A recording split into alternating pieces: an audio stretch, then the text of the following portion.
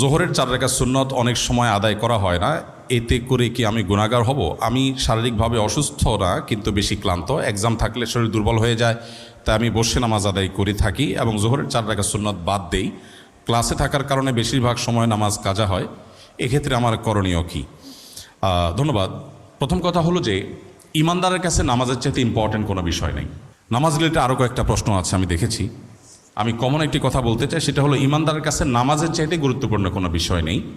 অতএব পড়াশোনার অজুহাতে কিংবা এক্সামের অজুহাতে কোনো অজুহাতেই নামাজকে পেছাবার বা নামাজকে বাদ দেওয়ার কোনো সুযোগ নেই।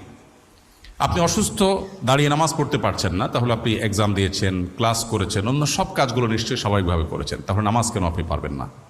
আজকাল বিশেষ করে একটু কষ্ট, একটু শরীরটা মেজমেজ করছে, একটু খারাপ লাগছে, এই অজুহাতে চেয়ার টেনে বসে নামাজ পড়াটা ফ্যাশনের বিষয়ে পরিণত হয়ে গেছে।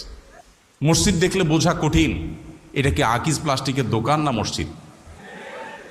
তো এই জন্য আমাদেরকে নামাজ পড়ার ক্ষেত্রে লক্ষ্য রাখতে হবে যে আমরা যেন কোনোভাবেই, যতক্ষণ আমার শক্তি সামর্থ্য আছে, আমি শুধুমাত্র একটু শরীর খারাপ করছে, একটু ভালো লাগছে না, সে অজুহাতে যেন আমরা বসে নামাজ না পড়ি। হ্যাঁ, অবশ্যই আপনি যদি শারীরিকভাবে অপারগ হন, দাঁড়িয়ে পড়তে না পারেন, আল্লাহ বলেছেন লা ইউকাল্লিফুল্লাহু নাফসান ইল্লা উসআহা, মানুষকে সাধ্যের বাইরে কিছু আল্লাহ চাপিয়ে দেন না, সো এটা আপনার জন্য জায়েজ আছে, আপনি বসে নামাজ পড়বেন, যদি বসে ছাড়া দাঁড়িয়ে নামাজ পড়ার কোনো শক্তি আপনার আসলেই না থাকে।